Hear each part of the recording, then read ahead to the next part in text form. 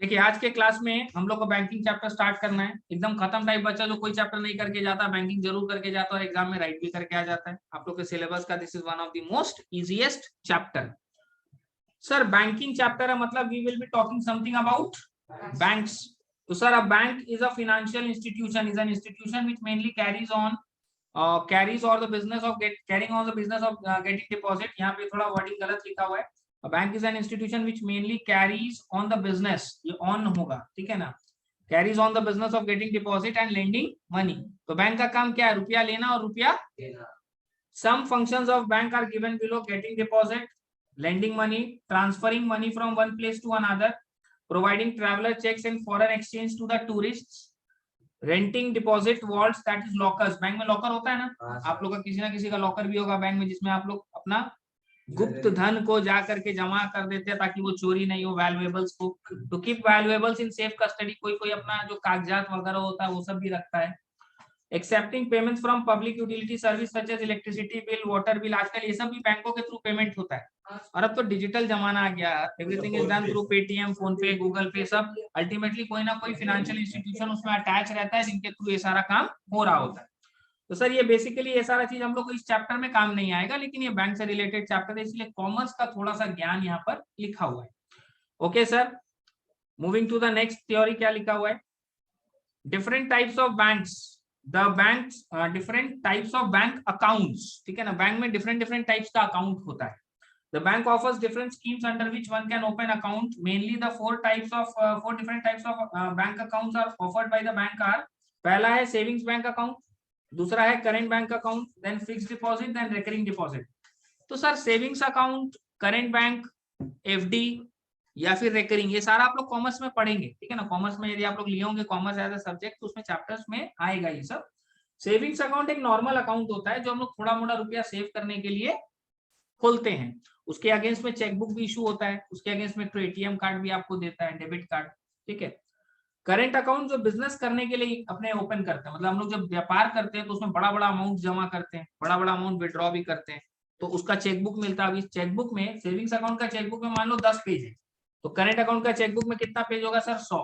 क्योंकि बिजनेस में daily 2-4-5 check हम लोग को फाड़ना काटना पड़ जाता है, मतलब देना पड़ जाता है। सेविंग्स में तो क्या होता है, सेविंग्स मतलब एक इंडिविजुअल के हिसाब से तो महीना 2 महीना में 1-2-4 चेक आपको काम आता है, लेकिन करेंट अकाउंट में ज्यादा आता है। तो इसमें ये कहानी है कि सर सेविंग्स अकाउंट नॉर्मल अपने सेविंग्स पर्पस के हिसाब से एज एन इंडिविजुअल ओपन करते हैं, करेंट बैंक अकाउंट अपने बिजनेस के व्यू पॉइंट से ओपन करते हैं। सेविंग्स अकाउंट के ऊपर आपको इंटरेस्ट मिलता है, ठीक है ना, 3% 2% जो भी होगा। करेंट अकाउंट के अगेंस्ट में आपको इंटरेस्ट नहीं मिलता। बिजनेस पर्पस के लिए खोले हैं, बिजनेस के लिए रहता है वो। एफडी पर भी आपको इंटरेस्ट मिलता है। अब फिक्स डिपॉजिट में क्या होता है, वो फिक्स हो जाता है, अपने उसमें से विड्रॉ नहीं कर सकते, लेकिन सेविंग्स और करेंट में से विड्रॉ। तो बहुत सारा इसका की फीचर्स है जो कॉमर्स सब्जेक्ट में आप लोग पढ़ेंगे। इस चैप्टर में हम लोग को, बैंकिंग के चैप्टर में हम लोग को रेकरिंग डिपॉजिट के बारे में पढ़ना है कि इसमें इंटरेस्ट का और मैच्योरिटी वैल्यू का कैलकुलेशन कैसे होता है। ठीक है ना, तो इसके बारे में हम लोग डिटेल में पढ़ते हैं, रेकरिंग डिपॉजिट के बारे में। सर रेकरिंग डिपॉजिट क्या होता है?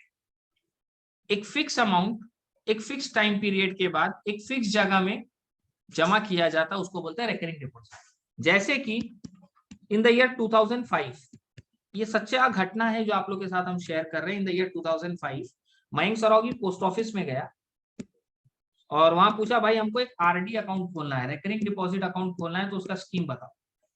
सर पोस्ट ऑफिस में रेकरिंग डिपॉजिट कहाँ खुलेगा? पोस्ट ऑफिस में तो स्टाम्प मिलता है, एनवेलप लिफाफा देते हैं, स्टाम्प चिपकाते हैं और वो एनवेलप को इधर से उधर भेजता है। एक बात सुन लीजिए आज के डेट में ध्यान से, पोस्ट ऑफिस में खाली ये लेटर वाला और स्टैंप वाला काम नहीं होता है। आज के डेट में post office is a mini bank. Mini bank मतलब समझते हैं, छोटा एक बैंक है। पोस्ट ऑफिस में बहुत तरीके का इन्वेस्टमेंट होता है, बहुत तरीके का डिपॉजिट्स होता है, समझ गए? पोस्ट ऑफिस वाला सेविंग्स अकाउंट भी खोलता है, उसके अगेंस्ट में चेकबुक भी देता है, उसके अगेंस्ट में एटीएम कार्ड भी देता है।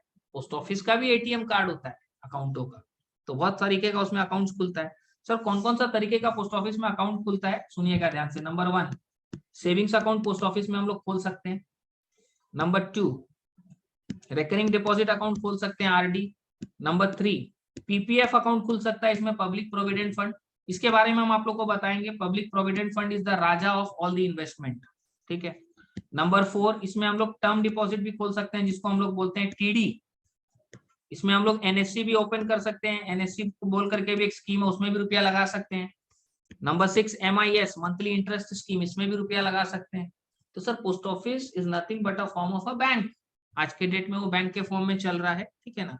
तो उसके अंदर में ये सारा स्कीम्स है जिसमें हम लोग रुपया इन्वेस्ट कर सकते हैं। और एक टाइम में इन द ईयर 2000 या 1995 के आसपास हम लोग बोल सकते हैं पोस्ट ऑफिस का जो रेट ऑफ इंटरेस्ट है सारे बैंकों से, सारे फाइनेंशियल इंस्टीट्यूशन से सबसे ज्यादा था, 14%, 14.5% का इंटरेस्ट देता। बट आज के डेट में पोस्ट ऑफिस का इंटरेस्ट इज मोर और लेस बैंकों का रेट ऑफ इंटरेस्ट के बराबर है या उससे नीचे ही होगा। तो अब आज के डेट में पोस्ट ऑफिस में कोई भी स्कीम में इन्वेस्ट करके कोई फायदा नहीं। हाँ, ये पब्लिक प्रोविडेंट फंड है, ये एक एक्सेप्शनल केस है, ये एक अलग स्कीम है, तो उसके बारे में हम डिस्कस करेंगे, उसमें आप इन्वेस्ट कर सकते हो। इसका जो रेट ऑफ इंटरेस्ट है वो आरबीआई का बेसिस पॉइंट्स के ऊपर हर साल डिक्लेयर होता है, इट इज नॉट फिक्स्ड, हर साल अलग अलग होता है। और ये राजा ऑफ ऑल द इन्वेस्टमेंट, इसमें बहुत सारा पॉजिटिव पॉइंट्स है, खाली रेट ऑफ इंटरेस्ट को हम लोग ध्यान नहीं देते, इसमें और भी अदर पॉजिटिव पॉइंट्स है। इसका इन्वेस्टमेंट टैक्स फ्री है, अंडर सेक्शन 80C 1.5 लाख तक का डिडक्शन मिलता है ग्रॉस टोटल इनकम में। इसका जो इंटरेस्ट आएगा वो भी टैक्स फ्री, उस पर भी टैक्स नहीं लगेगा। तो कुछ एक पॉजिटिव पॉइंट्स के कारण हम लोग पीपीएफ अकाउंट खोलते हैं। वो तुम पोस्ट ऑफिस में भी खोल सकते हो, गवर्नमेंट बैंक्स में भी खोल सकते हो, बहुत सारा प्राइवेट बैंक वाला लोग भी आजकल पीपीएफ का स्कीम अलाउ कर रहा है, ठीक है। इस स्कीम के बारे में हम लोग बात करेंगे, बट अभी हम लोग को बात करना है सर आरडी के बारे में, रिकरिंग डिपॉजिट के बारे में, जो कि हम लोग यहाँ स्टार्ट किए थे चर्चा। In the year 2005 post office में मयंक सरावगी गया और पूछा बाबू आरडी का स्कीम बताओ क्या है। तो वो बोला कि सर आप 100 रुपीज पर मंथ करके 5 साल तक जमा करो। 5 साल मतलब कितना महीना? 60 महीना। बोला 100 रुपया महीना करके, 100 रुपया महीना करके आप 60 महीना तक जमा करो। तो 60 महीना में हम कितना रुपया जमा किया वहां? 6000।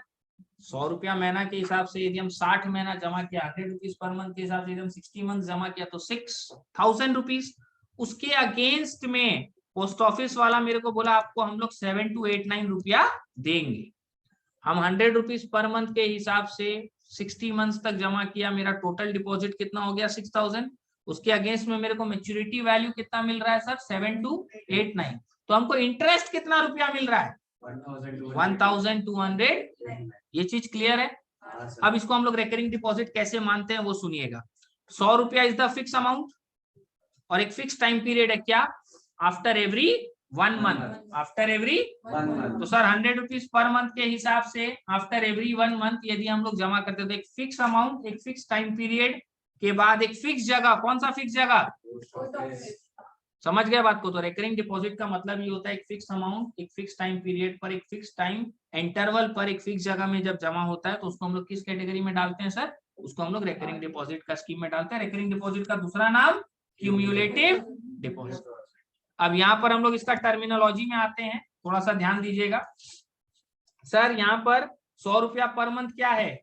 Deposit per month. 100 rupees per month क्या है? Deposit per month. Number of months कितना है? 60। टोटल डिपॉजिट कितना है? 6000। सर 100 इंटू 60 यानी कि 6000। मैच्योरिटी वैल्यू कितना है? 7289। और इंटरेस्ट कितना है? 128। ठीक है सर, इसको हम लोग थोड़ा यहाँ लिखते हैं, ठीक है ना। मेरा deposit per month 100 rupees, number of months 60 months, maturity value, total deposit बताओ कैसे निकालोगे? यानी n into P. Formula learn करने का जरूरत नहीं है, फॉर्मूला ऑटोमेटिक लर्न हो गया। सर कैसे? डिपॉजिट पर month into number of months करेंगे, that will give you the total deposit. 60 months into 100 rupees करके कितना हो गया सर? 6000। ठीक है अच्छे। मैच्योरिटी वैल्यू कितना है सर यहाँ पर? तो यदि हमको इंटरेस्ट निकालना है तो इंटरेस्ट का फॉर्मूला क्या बन जाएगा? Interest equal to maturity value minus. Sir interest का फॉर्मूला बन जाएगा maturity value minus total. Sir maturity value कितना है मेरा? 7289। टोटल डिपॉजिट कितना है सर? 6000। तो इंटरेस्ट कितना आ गया? एक तो भी फॉर्मूला भी इसमें आपको लर्न करना पड़ेगा। सर कंसेप्ट को हम लोग समझ गए, कंसेप्ट का क्लियरेंस मिल गया।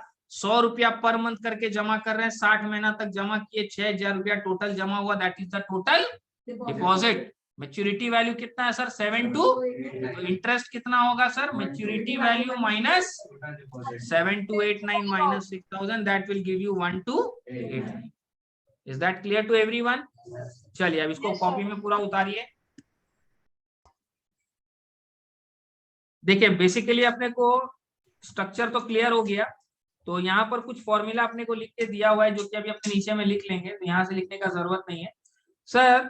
कुछ एक फॉर्मूला में सबसे पहले हम लोग पढ़ते हैं, जो एक्चुअली हम लोग को लर्न करना है वो है इंटरेस्ट निकालने का फॉर्मूला। इंटरेस्ट निकालने का फॉर्मूला होता है PRN n+1/2400। और ये फॉर्मूला कैसे आया वो हम आप लोग को समझाएंगे। देखिए यहाँ एक क्वेश्चन लिखा हुआ है ना, ये जो क्वेश्चन लिखा हुआ है इस क्वेश्चन के बेसिस पर ही हम आप लोग को समझाएंगे, लेकिन नेक्स्ट क्लास में। तो अभी हम लोग लर्न करेंगे इंटरेस्ट निकालने का फॉर्मूला क्या है, PRN n+1/2400, जिसमें P is the deposit per month, P is the R is the rate of interest, N is time, months में होता है ईयर्स में नहीं। P क्या है सर, P है deposit per month, P is the deposit per month जो rupees में होता है, R is the rate of interest, ये परसेंट पर एनम में होता है, यूनिट पे हर चीज का ध्यान, N मतलब टाइम, ये मंथ्स में होता है। तो सर इंटरेस्ट निकालने का फॉर्मूला हम लोग को लर्न करना है PRN n+1/2400, तो इसका डेरिवेशन हम नेक्स्ट क्लास में आप लोग को बता देंगे। सर मैच्योरिटी वैल्यू निकालने का फॉर्मूला हम लोग यहाँ से देखेंगे, maturity value is equal to total deposit plus interest. Maturity value is equal to क्या होगा sir, total deposit plus, sir यहाँ पर मैच्योरिटी वैल्यू को अपने टोटल डिपॉजिट प्लस इंटरेस्ट भी बोल सकते हैं, टोटल डिपॉजिट को मैच्योरिटी वैल्यू माइनस इंटरेस्ट भी बोल सकते हैं, इंटरेस्ट को maturity value minus total deposit भी। तो सर कोई भी चीज हम लोग यहाँ पर यूज कर सकते हैं, एनी वे आउट, कोई भी दो दिया रहेगा तो तीसरा वेरिएबल हम लोग कैलकुलेट कर लेंगे। Is that clear to everyone? तो सर बेसिकली अपने दो ही फॉर्मूला से जितना भी सम्स है वो सारा रेडी करेंगे। बाकी टोटल डिपॉजिट निकालने का फॉर्मूला तो यहाँ है ही अपने पास, डिपॉजिट पर मंथ इंटू नंबर ऑफ, इसको सुनते जाओ समझते जाओ लिखते भी जाओ साथ साथ कॉपी में, अपने आप सीधा सम्स में आएंगे।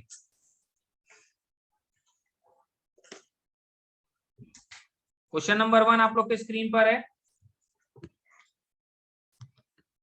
Shahrukh open a recurring deposit account in a bank and deposited ₹800 per month. तो डिपॉजिट पर मंथ कितना है 800, टाइम बोला 1.5 ईयर, मतलब 12 + 6 18 महीना।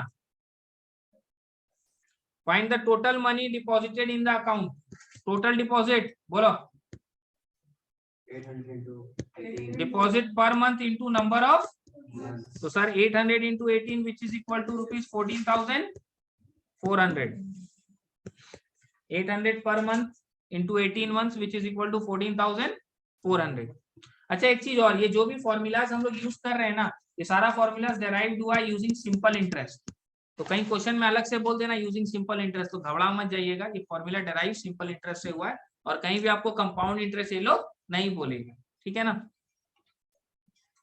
पहला नंबर सम क्लियर है, बहुत सिंपल सा सम था, डिपॉजिट पर month into number of months अपने कर देंगे तो अपना आ जाएगा, डिपॉजिट पर month into number of months.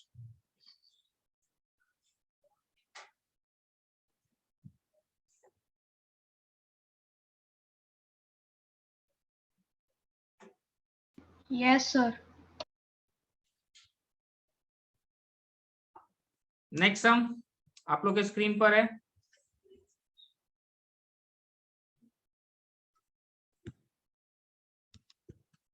Mrs Asha Mehta deposit ₹250 per month for 1 year. तो डिपॉजिट पर मंथ कितना है सर ₹250 फॉर 1 ईयर, यानी एन का वैल्यू कितना हो जाएगा sir 12 months. The rate of, simple लिख दिया ना सिंपल, तो घबराने का जरूरत नहीं है, मेरा जो भी फॉर्मूला का जो स्ट्रक्चर है जो भी कंसेप्ट है everything is derived using simple interest. Rate of interest is 8% per annum. Find the interest, interest का फॉर्मूला क्या पढ़े थे अभी अपने, P into R into N, n+1/2400, P into R into N, n+1/2400। तो ये जीरो जो है वो इस जीरो से कैंसिल हो गया, 12 2 ज़ा 24, 20 हो गया, 5 5 ज़ा 25, 5 4 ज़ा 20, 4 2 ज़ा 8, तो ये सर आ जाएगा 130 रुपीज। एकदम सिंपल सा सम था, अपने को इंटरेस्ट निकाल के देना था which is equal to ₹130। Take your time and solve.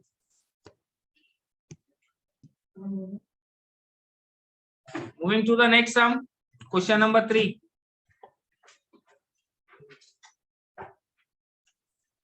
Mr. Sharma deposited rupees 500 every month. तो डिपॉजिट पर मंथ हो गया रुपीज सर, और नंबर ऑफ मंथ्स कितना है सर 2 years, मतलब कि 24 months.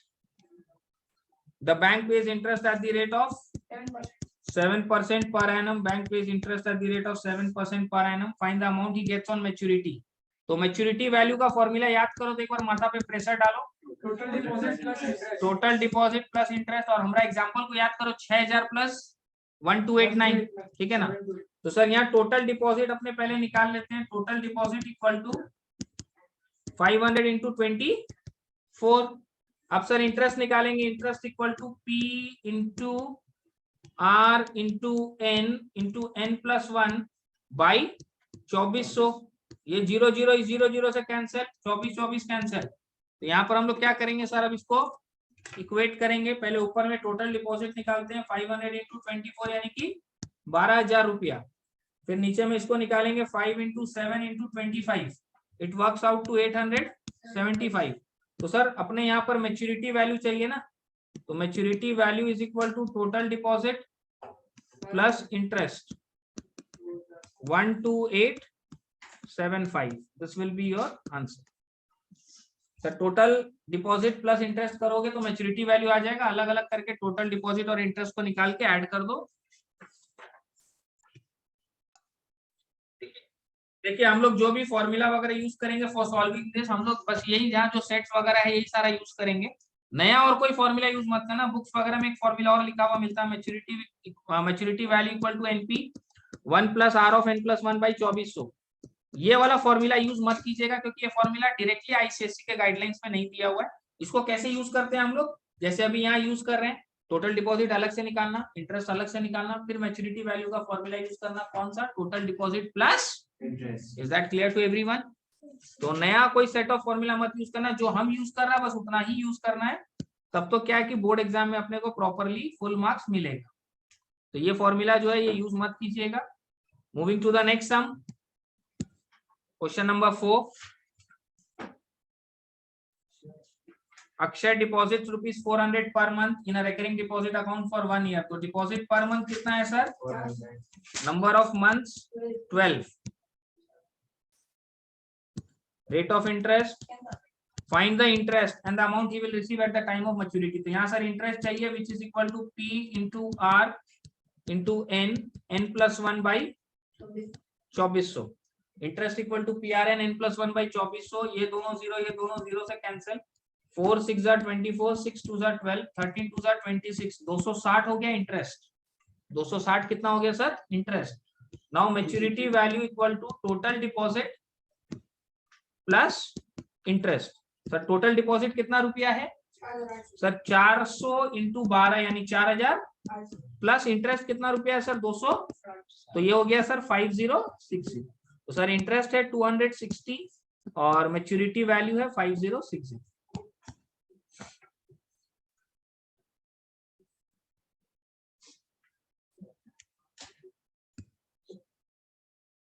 Moving to the next sum, question number 5.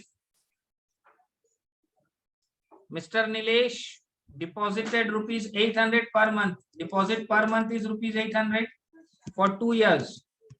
मतलब sir 24 months. Under the recurring deposit scheme, find the rate of interest given that he receives rupees 2000 as the interest on deposit. तो interest कितना रुपया मिल रहा है वो भी दे दिया. Sir अपने को चाहिए find the rate of interest. तो रेट ऑफ इंटरेस्ट अपने को निकाल के देना और मैच्योरिटी वैल्यू भी निकाल के देना. तो सर यहाँ इंटरेस्ट का फॉर्मूला अपने क्या यूज करेंगे, P into R into n plus 1 by 2400. Interest equal to PRN n plus 1 by 2400. तो इंटरेस्ट कितना है sir 2000 equal to P into R कितना है सर नहीं पता, इंटू n का वैल्यू कितना है सर 24, n प्लस 1 यानी 20 बाई 2400. तो ये 0 0 0 0 से कैंसिल, 24 24 से cancel. R equal to 2000 divide by 8 and 25 यानी यहाँ से काटा पेटी साफ सफाई करोगे तो 10 आएगा. नहीं यहाँ पे 200 हो जाएगा. ये 2000 divide by 200 will give you 10. तो सर ठीक है, यहाँ से रेट ऑफ इंटरेस्ट 10% आ गया। Also find the maturity value. तो मैच्योरिटी वैल्यू क्या होगा sir? Total deposit plus interest. Total deposit 800 रुपया महीना के हिसाब से 24 महीना, प्लस इंटरेस्ट, इंटरेस्ट का सर 2000। तो सर यहाँ से कैलकुलेट करने से this will work out to 21,200। एकदम सिंपल चैप्टर है। फॉर्मूला फेंको, तमाशा देखते जाओ।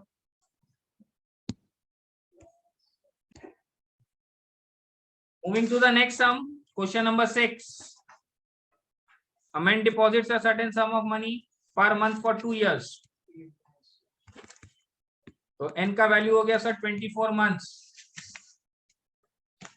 In a bank under recurring deposit scheme which pays rate of interest of 10% per annum receives rupees 2500 as interest. Monthly deposit निकाल के देना है सर p का वैल्यू। तो यहाँ से इंटरेस्ट का वैल्यू क्या होगा? Interest is equal to p into r into n plus 1 by 2400। तो ये 0 0 कैंसिल हो गया सर। 24 10, p का वैल्यू कितना होगा? 2500 इंटू 10 बाई 25। यहाँ से सर 100 आ जाएगा।